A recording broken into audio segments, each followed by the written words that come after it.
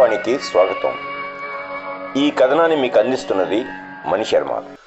ఆంధ్రప్రదేశ్లో ఎన్నికల వేళ కడప రాజకీయాలు రోజుకో మలుపు తిరుగుతున్నాయి. పులివెందుల అసెంబ్లీ నియోజకవర్గంతో పాటు కడప ఎంపీగా ఎవరు గెలుస్తారన్నది ఆసక్తికరంగా మారింది. నామినేషన్ సమయంలో పులివెందుల వచ్చిన సీఎం జగన్ తన చెల్లి ధరించిన చీర గురించి నోరువిప్పి అడ్డంగా బుక్కయ్యారు. దీంతో వైసీపీ వేసిన ప్లాన్ బూమరాంగ్ అయింది. ఇది కరెక్ట్ కాదని భావించిన వైసీపీ అధిష్టానం భారతి అవినాష్ రెడ్డి భార్యను రంగంలోకి దింపింది.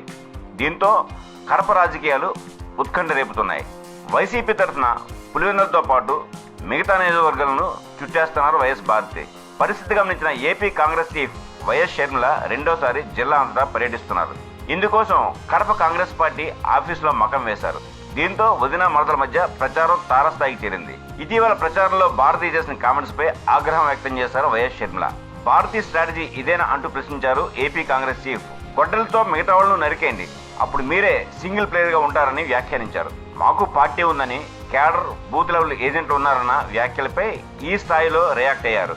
వైఎస్ఆర్ షర్మిల మరో బొమ్మ పేల్చారు.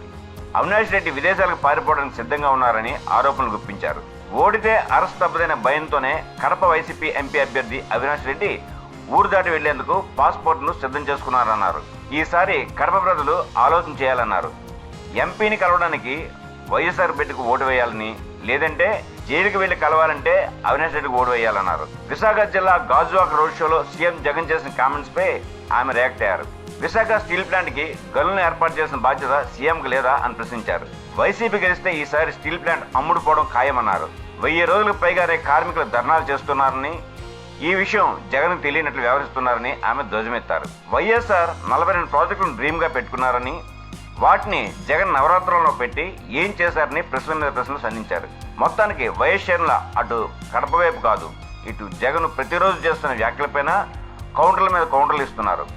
రానున్న రోజుల్లో ఎన్నికలు సమీపిస్తున్న ఈ తరుణాన ఇది తారాస్థాయికి చేరడం జరుగుతోంది.